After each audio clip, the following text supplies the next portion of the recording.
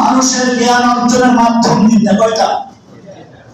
একটা হচ্ছে পঞ্চেন্দ্রিয়, চোখ দিয়ে দেখি, কান দিয়ে শুনি, নাক দিয়ে ঘ্রাণ নেই, জিহ্বা দিয়ে মজা নেই, ত্বকের স্পর্শ অনুভব করি। কয়টা হলো? এই পাঁচটা মিলে একটা পঞ্চেন্দ্রিয়। এই পাঁচটার কাজ যেখানে শেষ হয়ে যায়, ওখান থেকে শুরু হয় দ্বিতীয়টার কাজ, আকল, বিবেক। কিন্তু মনে রাখবেন, চোখ দিয়ে দেখতে হলে শুধু চোখের পাওয়ার ভালো থাকলে চলে না, আলোর প্রয়োজন। হঠাৎ করে রাতে অন্ধকার হয়ে গেল, বাতি নিভে গেল, তোমার চোখের পাওয়ার ভালো দেখতে পাবে? চোখ দিয়ে দেখতে হলে আলোর প্রয়োজন, সূর্যের আলো, চন্দ্রের আলো, তারকার আলো, মোমবাতির আলো। কোন প্রকার আলো যদি তোমার চোখের সামনে না ধরে, তুমি কিছুই দেখতে পাবে না। ঠিক তেমনি ভাবে তোমার জ্ঞান চক্ষু যত বড় বেশি হোক না কেন, তুমি যত বড় বিজ্ঞানী হও, যত বড় জ্ঞানী হও, তোমার জ্ঞান চোখের সামনে একটা বিশেষ বাতি জ্বলতে হবে। ওই বাতি যদি না জ্বলে, তুমি যত বড় বিজ্ঞানী হও, যত বড় শিক্ষিত হও, তুমি ইঁদুর হতে পারো, বাদর হতে পারো, তুমি বাঘ ভাল্লুক হতে পারো, তুমি মানুষ হতে পারো না। এই কারণেই ঢাকা বিশ্ববিদ্যালয় থেকে সর্বোচ্চ ডিগ্রি নিয়ে পাশ করা, কিন্তু পয়লা বৈশাখ আসলে বাঘের মুখোশ, ভাল্লুকের মুখোশ, হুতুম পেঁচার মুখোশ, হনুমানের মুখোশ, বানরের মুখোশ পরে বেরোয়, ঠিক না? কারণ ওরা জানে আমরা যত শিক্ষিতই হই, আমরা মানুষ নই, আমরা পশু। এটা কোরআনে আছে, সূরা আর রহমান প্রায় সকলের মুখস্থ আছে। প্রথম তিনটা আয়াত পড়বেন, আর রহমান আল্লামাল কুরআন খালাকাল ইনসান। আর রহমান কার নাম? আল্লামাল কুরআন, শিক্ষা দিয়েছেন কোরআন। রহমান, শিক্ষা দিয়েছেন কোরআন। খালাকাল ইনসান, সৃষ্টি করেছেন মানুষ। উল্টো হয়ে গেল না? কি বলবেন আবার? আল্লামাল কোরআন আগে, কোরআন শিক্ষা দিয়েছেন, সৃষ্টি করেছেন মানুষ। রব্বুল আলামিন, তুমি উল্টা কেন বলতে গেলে? আমরা তো দুনিয়ার সৃষ্টি হই আগে, কোরআন শিখি পরে। আল্লাহ রব্বুল আলামিন জানিয়ে দিয়েছেন, না না, তুমি দুনিয়াতে সৃষ্টি হতে পারো আগে, জন্ম হতে পারো আগে, কিন্তু যতক্ষণ পর্যন্ত কোরআনের শিক্ষা লাভ না করবে, কোরআনের জ্ঞান অর্জন না করবে, ততক্ষণ পর্যন্ত তুমি মানুষ না, তুমি পশু। আর রহমান আল্লামাল কুরআন, শিক্ষা দিয়েছেন কোরআন। খালাকাল ইনসান, তারপরে হলো মানুষ। তারপরে কি? এই কারণে বলেছি, চোখ দিয়ে দেখতে হলে যেমন আলোর প্রয়োজন, বিবেক দিয়ে যদি সত্য উপলব্ধি করতে হয়, তাহলে চোখের সামনে একটা বিশেষ আলোর প্রয়োজন। সেই আলো হচ্ছে আল কোরআন। সেই আলো কি? জাআকুম মিনাল্লাহি নূরুন ওয়া কিতাবুম মুবিন। আল্লাহর পক্ষ থেকে এসেছে আলো। কি এসেছে? সেই আলোর নাম কি? আল কোরআনুল কারীম। সেই আলোর নাম কি? এই কোরআনের জ্ঞান যতক্ষণ পর্যন্ত অর্জন না হবে, ততক্ষণ পর্যন্ত যত বড় শিক্ষিত সে কি হতে পারে? পশু, সে বানরের বাচ্চা।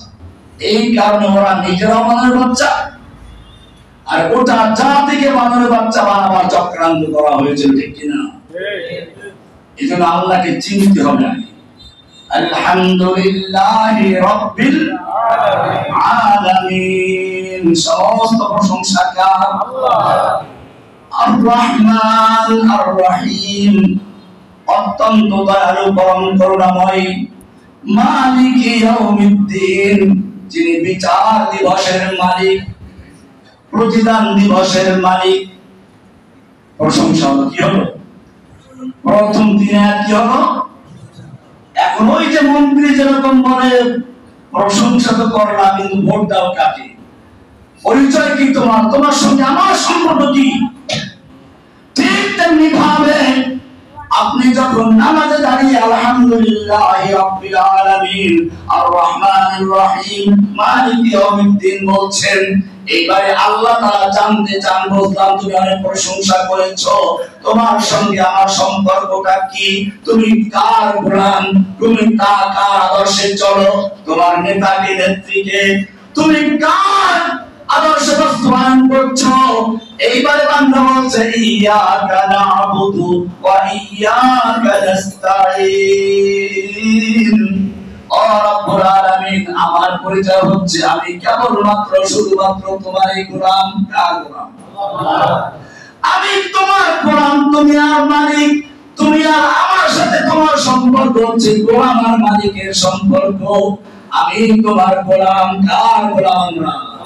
না কোনো কাজা বাবার গোলাম, না কোনো কাজা বাবার গোলাম, না কোনো নেমকা বাবার গোলাম। ইয়াকা না'বুদু, আমি কেবলমাত্র তোমার ইবাদত করি, তোমার জন্য সিজদা করি, তোমার কাছে প্রার্থনা করি, তোমার নামে পশু জবাই করি। কার নামে? আল্লাহ। মুসলমান সিজদা করব কার জন্য? না কোনো মাজারে সিজদা করব। যত নামাজ তুমি পড়ো সব নামাজের উপর সিজদা করা ফরজ। ফজর পড়ো, যোহর পড়ো, আসর পড়ো, মাগরিব পড়ো, ইশা পড়ো, জুমা পড়ো, ঈদ পড়ো, সব নামাজের উপর সিজদা করা ফরজ।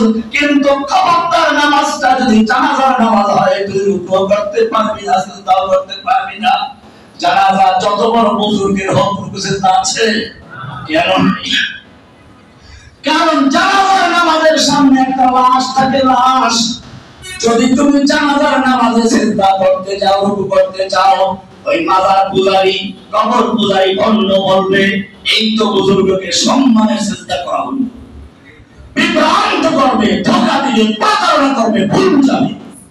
আল্লাহ রাব্বুল আলামিন সেজন্য ভুল বুঝানোর কোনো সুযোগ না থাকে, ধোঁকা দেওয়ার কোনো সুযোগ না থাকে, প্রতারণা করার কোনো সুযোগ না থাকে, সেজন্য তিনি নিজের পাওনার উপসেজদা পর্যন্ত জানাজার নামাজের থেকে বাতিল করে দিয়েছেন। কি সুন্দর শরিয়া পরিষ্কার করে দিলেন।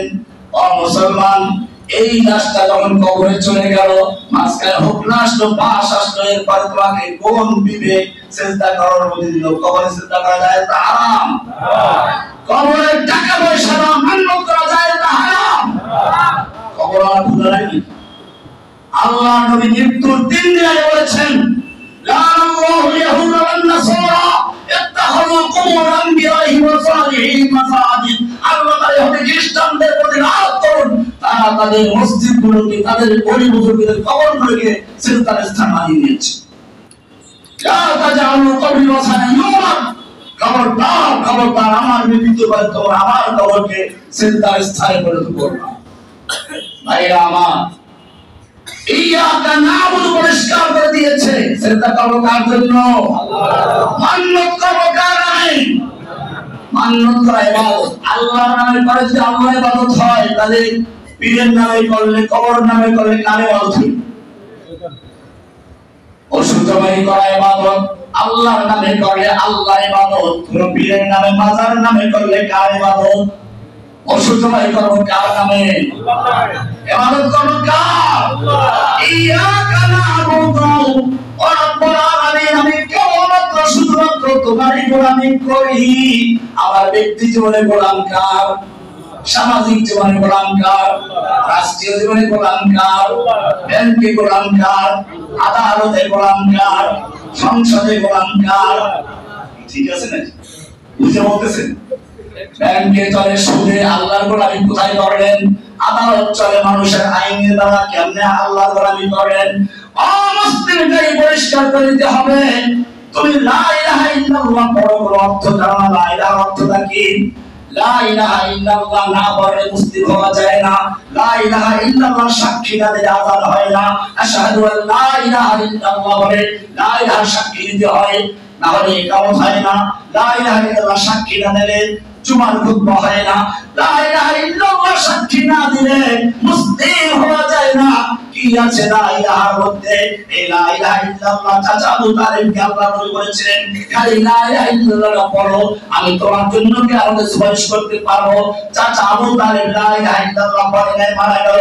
আল্লাহ বলেন, ইন্নাকা লা তাহদি মান আহবাবতা ওয়ালাকিন্নাল্লাহ ইয়াহদি মান ইয়াশা।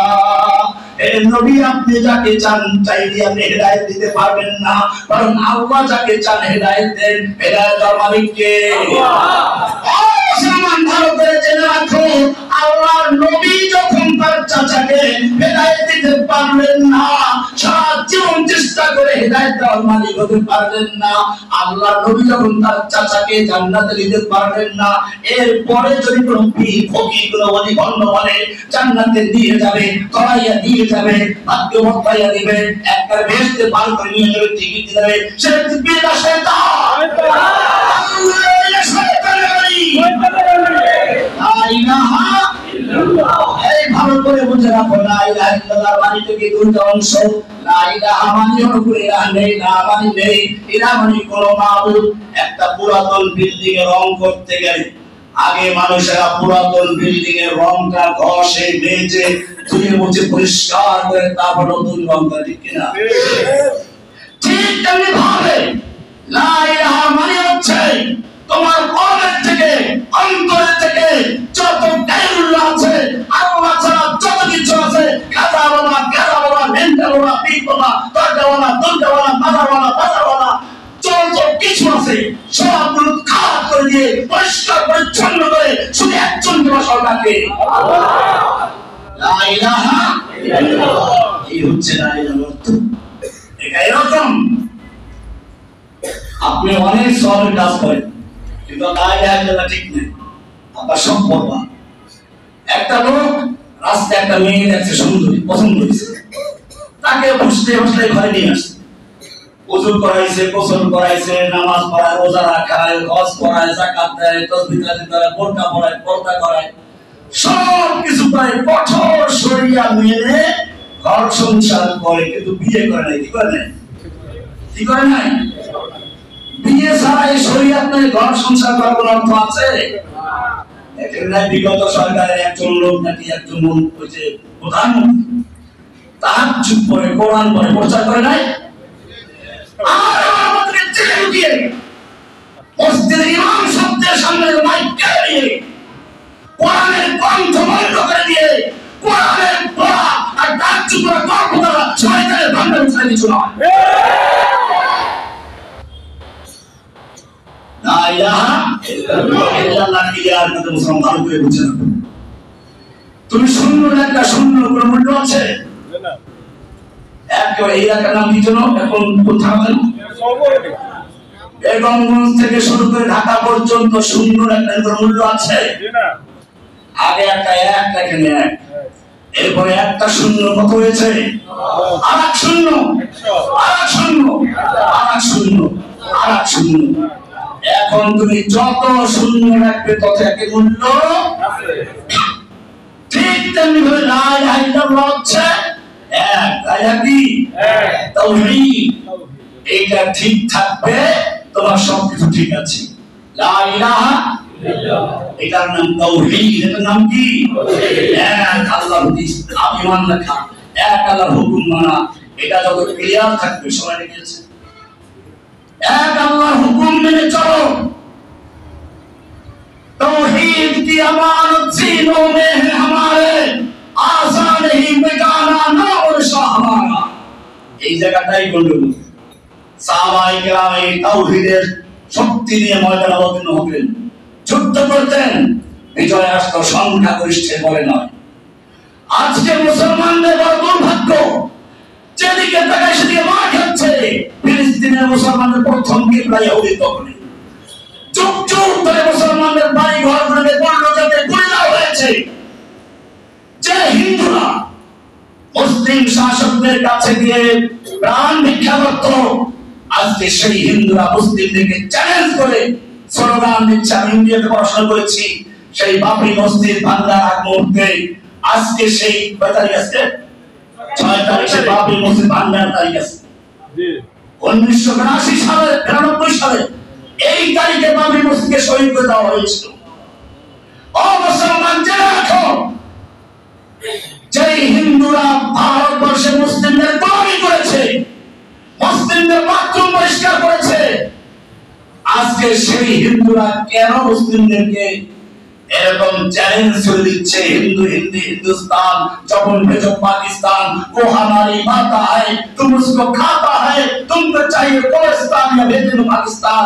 এই প্রশ্নে পর্যন্তই নয়, তাদের সাহস এত বেড়ে গেছে বাংলাদেশের মসজিদে বলতে হামলা চালাচ্ছে, মাদ্রাসার ছাত্ররা হামলা চালাচ্ছে,